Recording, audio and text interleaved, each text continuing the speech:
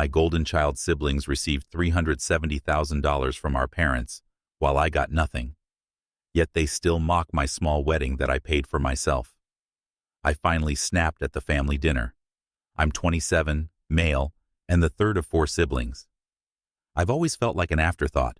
Lori, 33, female, Chuck, 29, male, and Jade, 25, female have always gotten the first and best from my parents and each other. I get the leftovers, if I'm lucky. I haven't gotten a birthday present from any of my siblings in about 10 years, but I still get asked to pitch in for group gifts for each of them every year.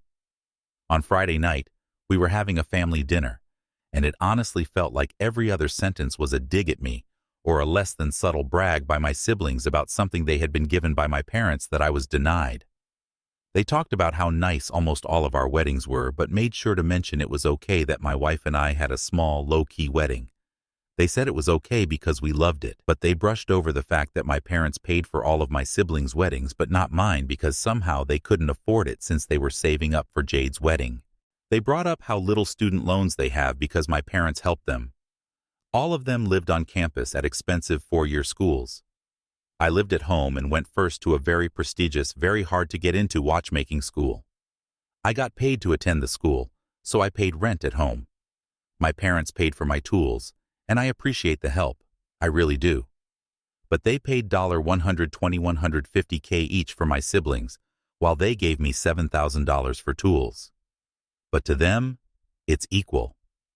When I went back to school on my own, I didn't ask for money and wasn't offered it. When my brother went back to school, they covered everything without him even having to ask. There were many other small moments, comments about cars and other lifestyle choices, but what made me snap was my brother and his wife mentioning their marriage being so great because they do things like spontaneous dates, like the one they had the prior Friday night. The Friday night when my parents called my wife and me last minute to cancel plans they had to eat dinner at our house because they had to watch Chuck's kids due to an emergency. It turns out that emergency was a dinner for Chuck and my sister-in-law at Texas Roadhouse. I had spent hours making my grandpa's ziti and meatballs with homemade marinara because it's my mom's favorite. I wanted more than anything to scream at them. But instead, I got up and left without saying a word, and my wife followed me. When my mom called me later to ask why I left, I explained exactly why. I explained the favoritism, the unfairness, and the fact that it doesn't feel like they care about me. She didn't say much, and I wasn't really looking for an explanation or apology at the moment. I just felt like it was self-evident, but if she really didn't see it, I'd spell it out. Evidently, at least parts of what I said have been shared with my siblings because now Chuck and Lori are furious at me and saying I ruined dinner. My mom is upset that I am hurt. They say I'm immature for keeping score. Commenter: TA, your siblings are keeping score as well. They use that score to belittle you every time they see you. Your parents, including your mom, who is all of a sudden upset that you were hurt, have allowed that to happen. Your mom is only upset because you finally stood up for yourself and called them all out. Keep on keeping score. They certainly will. OP: honestly, on the phone she didn't seem agitated at all. But when I started explaining everything, she just kinda got sad. I guess she got real quiet and didn't say much. Commenter: NT, I don't know if this is the best solution, but if I were you, I'd write everything down just like you told us, then send it to each one of my family members in a group chat, then block them. I'd move on from a relationship with them and love them from a distance. Sidebar: do you and all your siblings look exactly alike? OP: Jade is adopted, so no, but she has always been the baby and been treated as such anyway. My first draft had a lot more background, but it was way over the character limit. I look almost exactly like my paternal grandfather. I even have the same thing with my eyes, where they were blue when I was born, but formed a brown ring around the outside as I've grown up. So there's almost no possibility that I'm not my father's son, if that's what you're getting at. Jade is on my side, incidentally, and she feels awful about the wedding thing. But she didn't find out about them not paying for my wedding until about 6 months ago, which is 6 months after her wedding. She assumed that they had paid for part of my house or something because verbally that had always been the deal. But no, I got to pay for my own wedding, and my parents never honored the long-standing agreement of, we have money saved for each of you, And you can either use it for a wedding or anything else you want as a wedding gift when you get married. This is not Jade's fault. She didn't ask for any of this. She didn't even get to plan her own wedding. My mom and Lori did that. It was extravagant because Mom and Lori wanted it to be extravagant. Jade and her husband mostly hang out with my wife and me when they are in town. That has been a pattern for a long time. Family gives her stuff she didn't ask for to make up for her early childhood sucking, and it's often at the expense of me. But since she was like 6, she'd always then share it back with me. Jade and I are fine. She shouldn't have been responsible for policing the fairness of the adults in our lives. Commenter: have you straight out laid all this information in front of your family like you told us? Or have you personally been taking all this in yourself? I'm glad your sibling Jade is empathetic with you. OP: a Friday night phone call with my mom was the first time I laid more than one incident out at a time for anyone. It's also the most thorough I have ever been about explaining any single incident because it's the first time I didn't get interrupted. We were on the phone for 1.5 hours, and I was talking for most of it. Commenter: you seem like an emotionally strong person. Sometimes when people know they can't get to you, they can't help but keep trying. It says more about them. Question: if you weren't related, would you even hang out with these people? You do get to choose your family. You know, don't worry about rocking the boat. Sail your own. OP: I definitely still hang out with Jade and her husband, as well as my grandparents. My dad's mom already sees me more than anyone else in my immediate family, and my pop, my mom's dad, has spent more time with me than the other grandkids since I was a child. I have autism, and he almost certainly would have been diagnosed if he had been born today. We both need breaks from crowds, and we have similar sensory issues, so we'd bail on family gatherings to go play video games for as long as I can remember. Update 1. I don't know where the best place to put all this is, so I'm putting it here if that's okay. My first draft contains some of this info, but I had to edit a lot to get down to the character limit. Some of this has been shared in other comments, but I'm just consolidating in hopes this is seen and answers questions. There is no reason to believe I am not my father's child. The list of genetic coincidences that would be necessary for that to be the case is long and not worth rehashing. He doesn't have any male relatives that could explain it either. He has one sibling, my aunt, and none of his cousins have ever been in his life or even remotely local. I look just like my paternal grandfather. I always have. He died when my father was young, but by all accounts he was a good father and is remembered fondly. My younger sister has been the beneficiary of many, if not most, of the things my parents chose not to give to me. But she did not ask for any of that, and has been one of the only people consistently trying to make it right. I mean, for goodness sake, she was trying to fix it when she was 6. She has definitely not seen everything, but what she has seen she has tried to correct. She is perhaps guilty of assuming the best of people and not asking questions, but she isn't heartless. Getting angry at her isn't going to fix anything. We talked for a long time after I posted this. She had been told she was contributing to a birthday gift for me every year since at least 2018. She gave money to my older sister to buy my wife and me tickets to my favorite soccer team, and then when my wife and I inevitably posted about going to games, she assumed one of the games we went to each year was the gift she had been contributing money towards. There's a lot of backstory there, but the gist of it is Jade and I have always gotten along well, and Jade does not participate in singling me out negatively.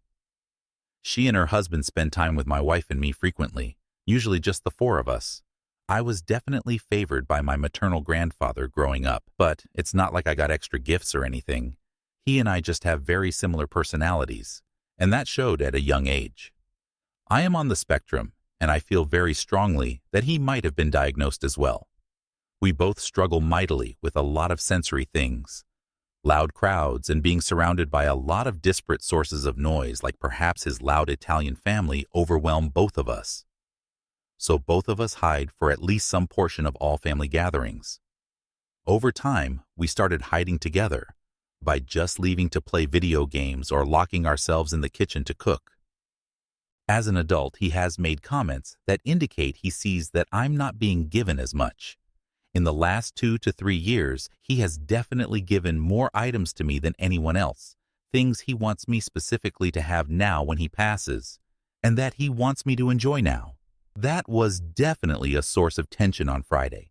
He is quite wealthy, and my older siblings are accusing me of trying to enrich myself based on inheritance. I have no clue what his plans are, and I have not, and will never ask. It's not my business. He has always had a pathological need to make things even.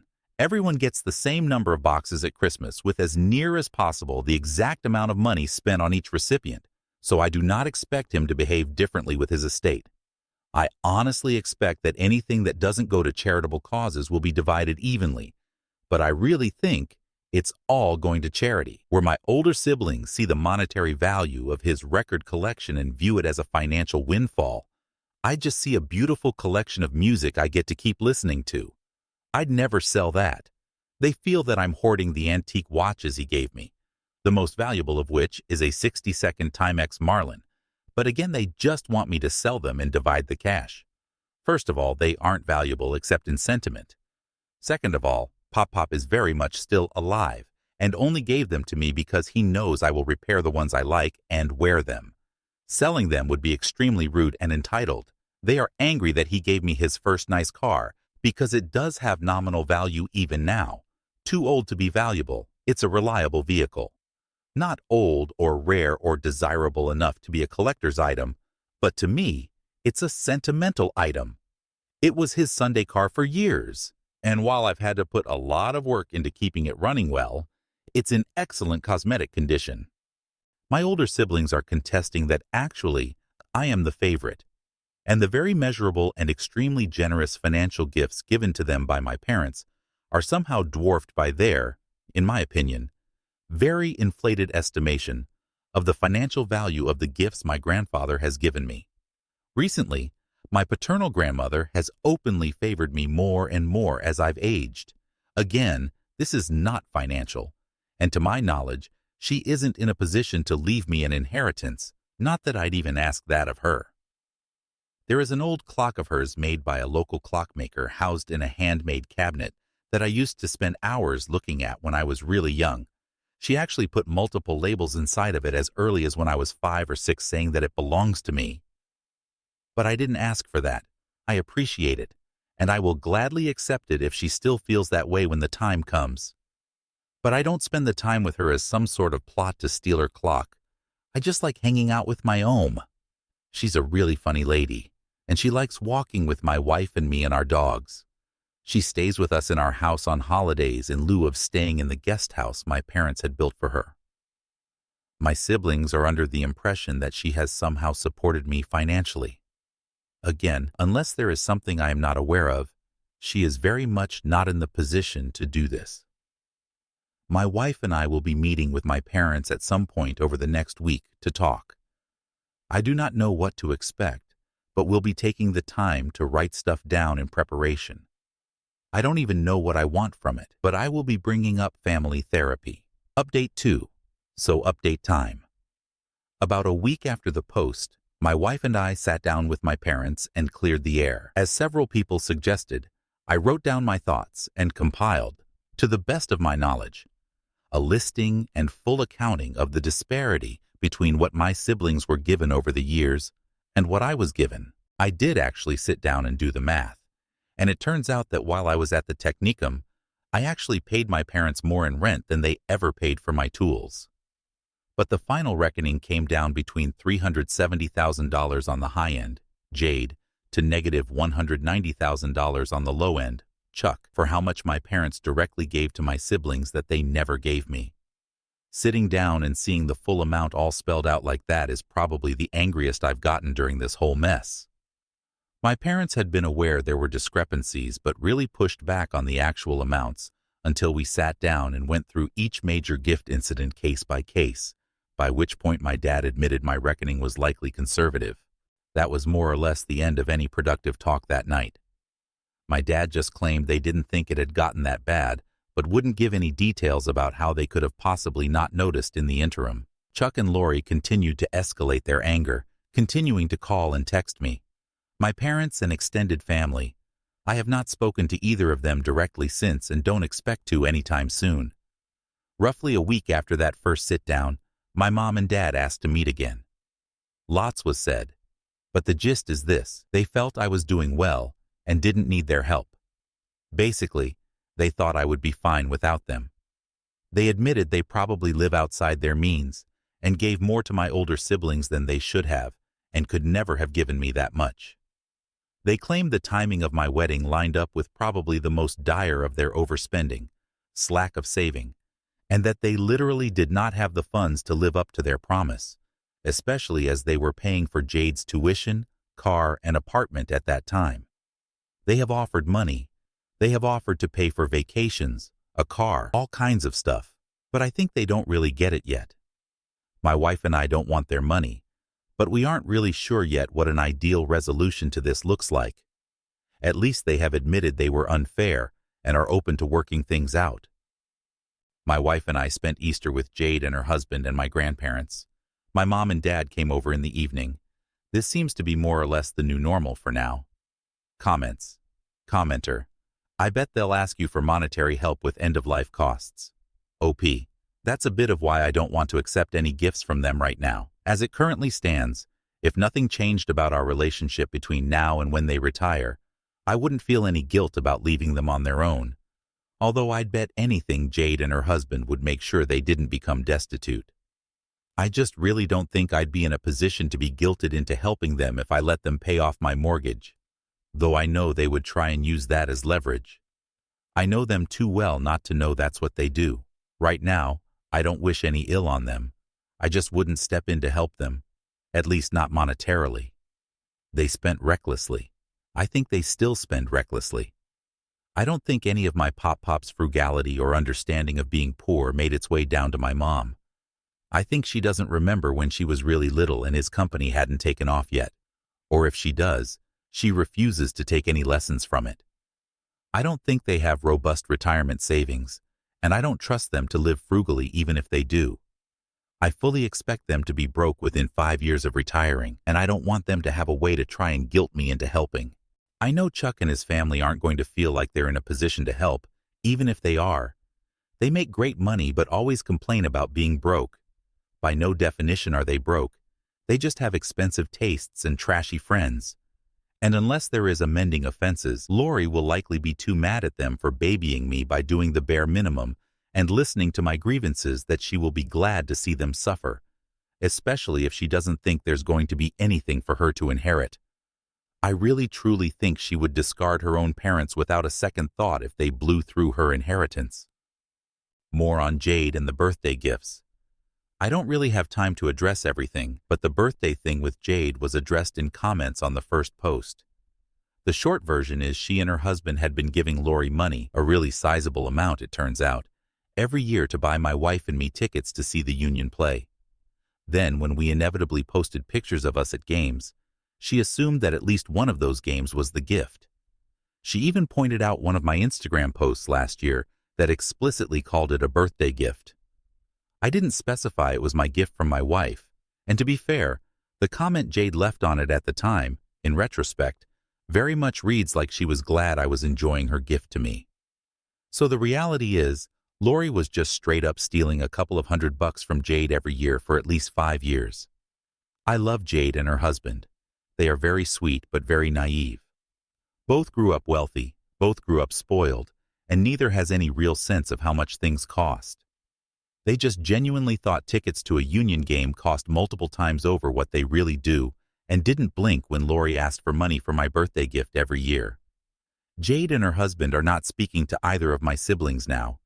They were both genuinely astonished to hear I hadn't been getting gifts from my siblings. Fun side note, they took my wife and me to a game this spring and paid for everything, unprompted and not thinking it made up for everything. They just wanted to do a nice thing. I will not pretend Jade is perfect or that you can't tell she's been overly spoiled, but my God, does she try hard not to be entitled. She and her husband do well financially in their own right, and they share freely. I know she got a leg up, but it's not fair to begrudge her that. She didn't ask for it, and she has never rubbed it in my face. Unlike Chuck and Lori, she is mortified at how uneven things are. Chuck and Lori are mad it's not continuing. Commenter: are your parents aware that Lori's been stealing from Jade? OP: they are. I know they are still in contact with her and her family as well as with Chuck and his. Lori and Chuck are the ones who have given them grandchildren, and I don't want or expect my parents to turn a cold shoulder to them. I don't intend to pry into their relationship. My parents know what Lori did. How they want to approach it is their business. In the meantime, my own relationship with my parents is strained, pretty low contact, and I'd rather focus on that. I don't really have any real relationship with either of my older siblings, and I can't see myself ever caring enough to try. If either of them has a come-to-Jesus moment and genuinely wants to make things right, they know where to find me. One more thought from me on not wanting money from my parents. I believe if I let my parents give me money, which I'm not even sure if they have, they will consider us even and not actually address the fact that even without the money, I was treated differently. Until I have reason to believe the offer of money is coming from anywhere other than an attempt to get back into my good graces and buy my forgiveness, I'm not interested. My wife and I both work and earn good money. We are by far the least well off in my family, but we are comfortable, and we have savings. Retirement savings, which may be more than can be said for the others except Jade and her husband. I don't see or speak to my parents as much as I used to, and so far that's been fine by me. If they want to actually self-reflect and try to make amends, I am very open to it, but not until they acknowledge the non-monetary favoritism as well. My grandparents are fully caught up. They already knew it was skewed. Part of why I'm not overly concerned with settling the score, for lack of a better phrase, is that I have now been told in no uncertain terms that I will come out of this better off. I know now that any relationship with my brother or older sister is almost certainly beyond repair. I've accepted that. I think letting my parents ease their conscience by throwing money at the problem will only lead to them not actually taking accountability for their actions.